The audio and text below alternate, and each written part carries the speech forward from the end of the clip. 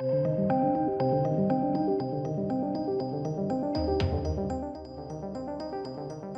then, ladies and gents, welcome to the channel and welcome to my review of Jupiter's Legacy. This was released on Netflix on the 7th of May, so 3 days ago across the weekend. I'm sure many of you all have binged it, and those that haven't will be looking to see whether they should binge it or not. Now, for those that haven't watched it, I would say, yeah, go and watch it. I had a good time with this series. I will be discussing this as non-spoilery as possible, but I do need to go into some narrative points in terms of what the show is actually about, which some may consider spoilers. So if you haven't watched it, you don't want anything, click off the video. But major reveals and things like that, I won't be going into in this review, because I don't think anyone should be spoiled. I think it was a good show. Good enough, anyway. Let's put it that way.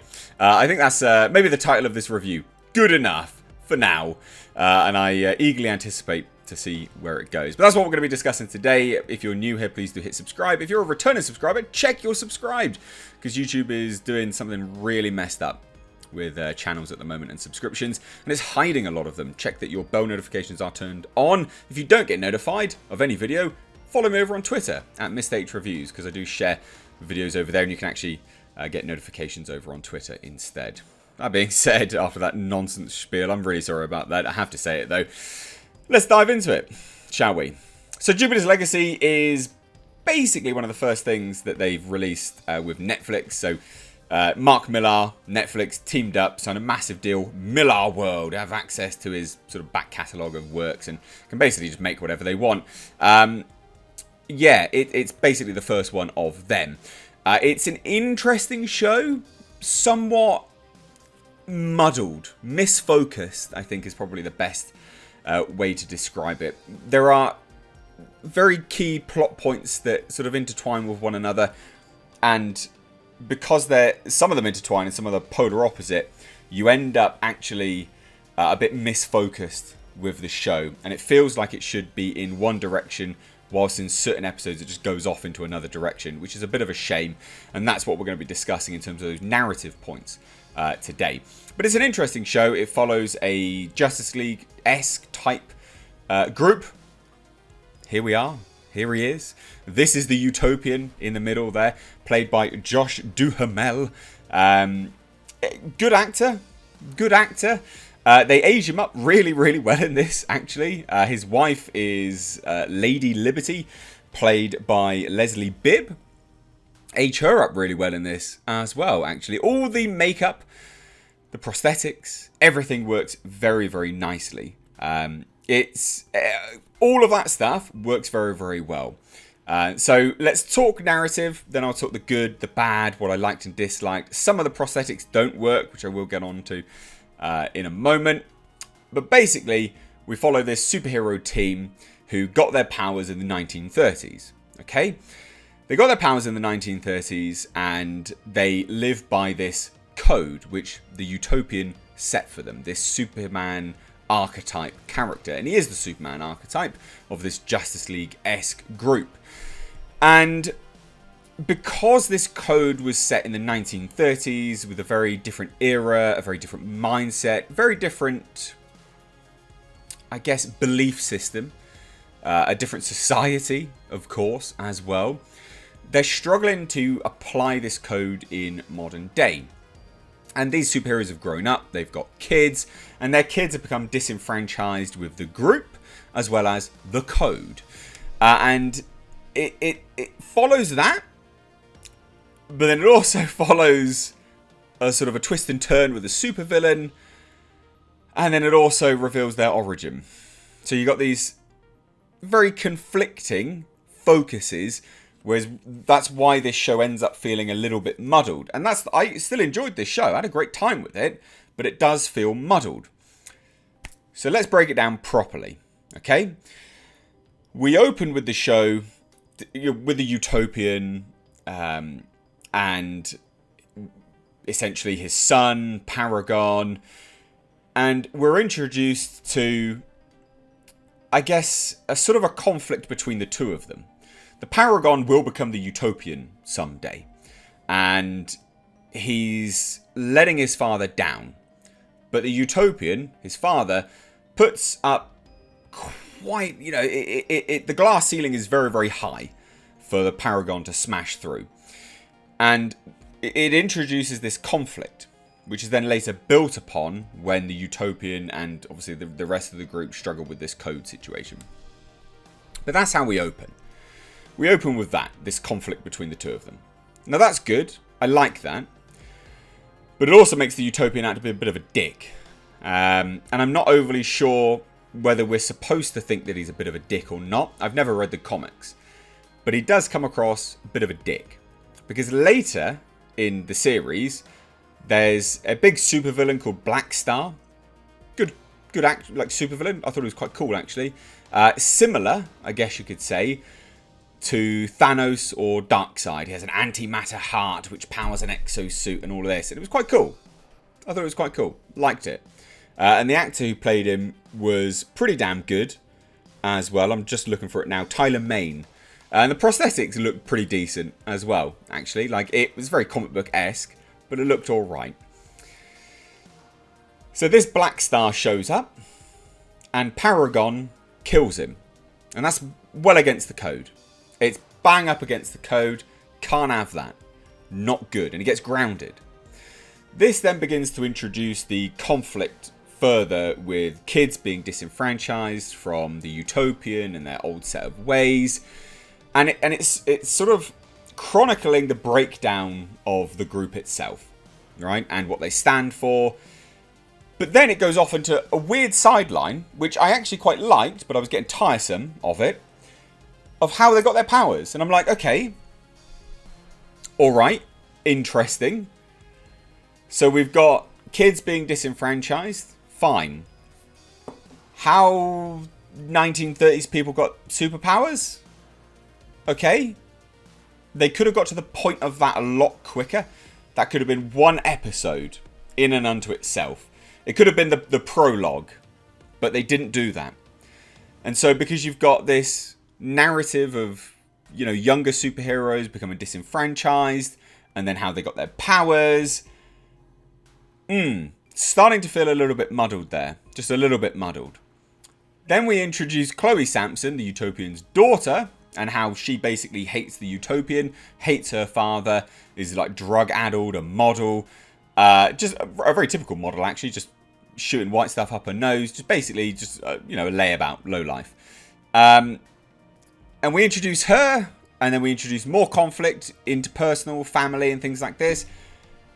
Still whilst they're telling the origin story, because they break it down into every single episode. Again, starting to feel a little bit muddled. And I really liked the origin story, because I was afraid it wasn't going to go anywhere. But when it finally rounded up, I was like, that's a really good origin. I like that origin story. I thought it was really cool. I thought it was interesting, different. And I want to know more about the origin story. But because they intersected it into each single episode, it started to feel very misdirected. Now, not only that, because no, ladies and gents, that's not all that you need to deal with in this show. There's more narrative points. There's more narrative points. There's a guy called Hutch. Hutch is the son of the supervillain Skyfox, who was a former member of the Justice team, the Utopians group. Can't remember what they were called. And he's a supervillain. And obviously Hutch is the son of him. And we follow his group. And we follow what he's trying to do. What's he trying to do? He's trying to find his dad, Skyfox. And this is what I mean. It's starting to feel very, very misdirected. Misfocused is the real key point here. And it is kind of misfocused. Not only that, ladies and gents. Black Star wasn't Black Star. Black Star was a clone. And you're like, right, okay. What's going on there then? So then not only have you got the origin story in each episode, you've got the kids losing focus and then being killed off by other supervillains and what the hell's going on there, and the code and all these kind of things, and the Utopian breaking down and talking to a psychologist. You then also have this mystery of Black Star being a clone. Who cloned him? What's going on here? Oh, basically, there's too many narrative points, and I feel like you could deal with one or two of them absolutely fine. but then you start to throw in the origin story into every single episode. That's not good. Not good. If you'd had it as a prologue, you still had the Utopian discussing it with the psychologist, introducing himself, what's wrong with these kids today, you know, the code that he has to live by, why he has to live by that code, and how him and the group acquired their powers. That would be great. But because they segmented it into each and every single episode, it started to feel a bit muddled, a bit misdirected. So there you go. That's my issues with the narrative points.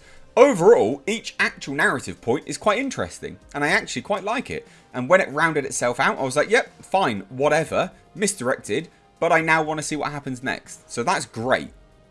Okay? Now, what is not so good, another not so good thing, is the action.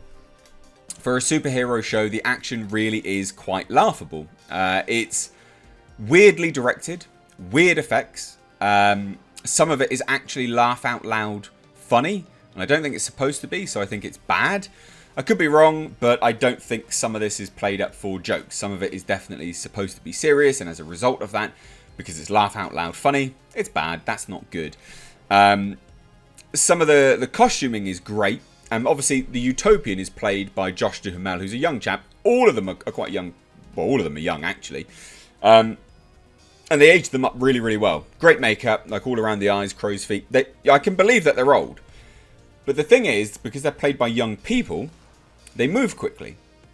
They don't move like old people. But that works, because they're supposed to be superheroes. So them being played by young people being aged up works fantastically well. It's different when you get, say, Samuel L. Jackson in Captain Marvel, and you de-age him, and you have him running around like an old person. It just doesn't work. So I think actually Netflix did a really, really good job here, actually, of hiring younger people to play older characters because, well, no shit, it actually makes a lot of sense. It works. So that was really, really good. Just some of the action was real bad. Real bad. Like, laughably bad. Not good at all. And what I also didn't really like about the Utopian, because again, they paint him out to be a bit of a dick in this, is because of these codes, he doesn't act like a real person. And I think this goes down to the 1930s mindset or what he's experienced in his life. But when the Paragon kills Black Star, it's this massive thing. It's an issue. You know, you can't do that. You can't kill people. Blah, blah. There's always a way out. Blah, blah, blah, blah, blah, blah, blah. And it's like, you're struggling to make me like you, Netflix. You're struggling to make me like this character, the Utopian. Because Black Star was going to kill everyone. He was going to kill everyone. And also a whole state, basically. Because he was going nuclear. He was going thermonuclear or whatever. So, what was the option? Kill him or not kill him? Kill him and let him be done, or not kill him and everyone's going to die anyway, and then more supervillains will just take over the world. I struggle because these are not the real actions of people.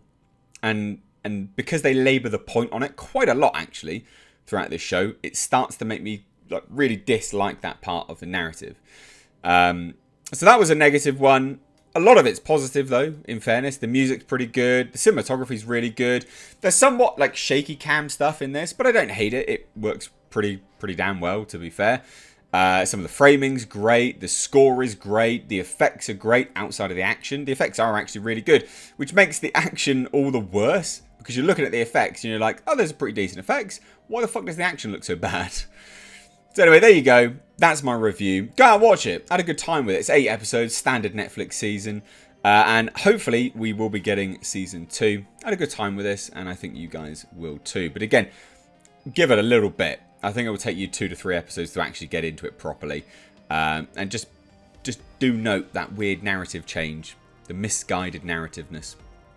But it'll round itself up, and you'll want to see a season 2. So let me know what you think down below. If you're new here, do hit subscribe. Thanks so much. Take care.